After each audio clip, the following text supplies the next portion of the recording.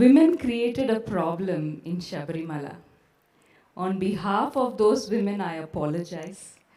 And as a woman, I feel responsible that we women should clear this. I undertook a study of the Shatchakra temples associated with Shabarimala, guided by Sri Arvind Subramaniam ji. I visited all the 5 temples except for Shabarimala. I meditated in each of those temples to understand how the Chaitanyam of the temple impacts the female body. Every temple has a direct impact on the human body. It has a direct impact on our health.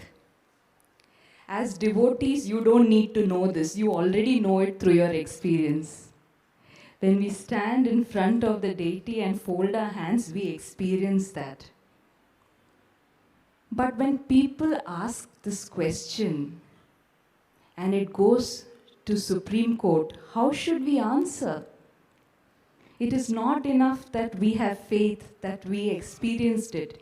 We should be able to explain it. I have made a small attempt to explain that in this book.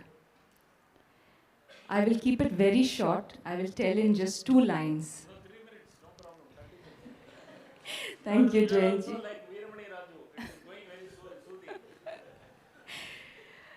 soothing. Coincidentally, tomorrow I am doing a session for Supreme Court advocates working on Shabarimala case in Delhi.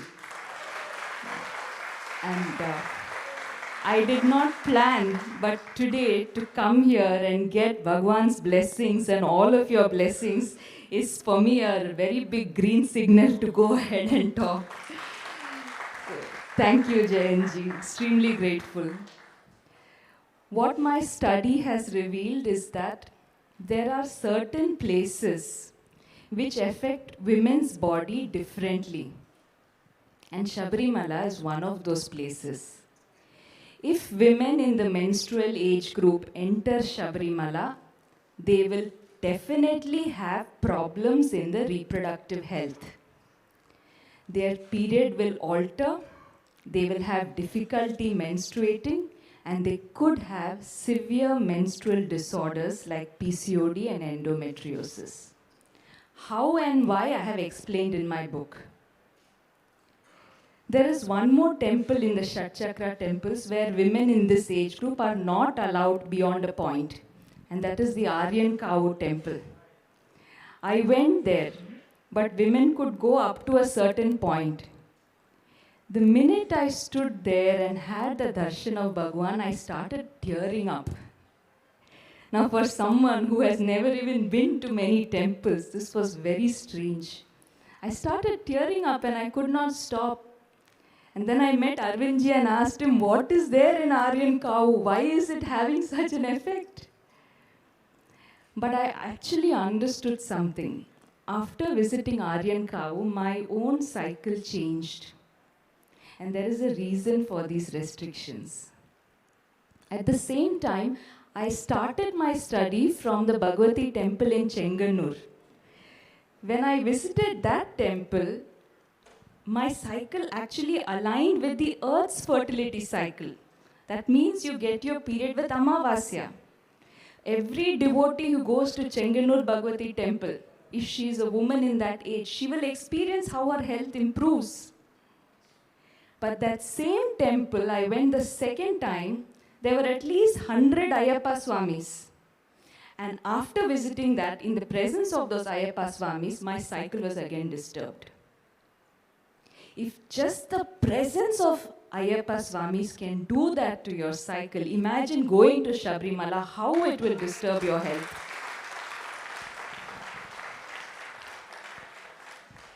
So, the restriction on women is actually protection of women's fundamental right to health. And Shabarimala, by passing this rule, has been protecting women, not discriminating. We have to take so much pride in our traditional knowledge because it understood things so scientifically. Every temple will impact your health through the chakras. The nature of the Chaitanyam in a temple affects women differently and affects men differently.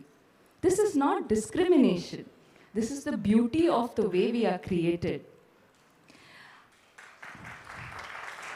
Thank you. I will give just one last example. When I was researching Sabrimala, I wanted to see anywhere else in the world, are there similar restrictions? I found two examples. Mount Athos in Greece and Mount Umin in Japan. Both these places are at an altitude of 5,000 feet and women are not allowed. Women of any age are not allowed. In fact, even female animals are not allowed. And there are many studies, not by Indians, by Americans, Europeans, there are many studies which prove that altitude impacts female fertility. And on the way to Sabrimala, Arvindji just educated me, there is Karimala, which is around 5,000 feet. So now you know why the 41-day yatra cannot be done by women. Everything, every tradition has a science to it. And we hope to present this to the court in the language of science. And let us see, maybe with all your blessings, this perspective will go through. Thank you so much. Thank you.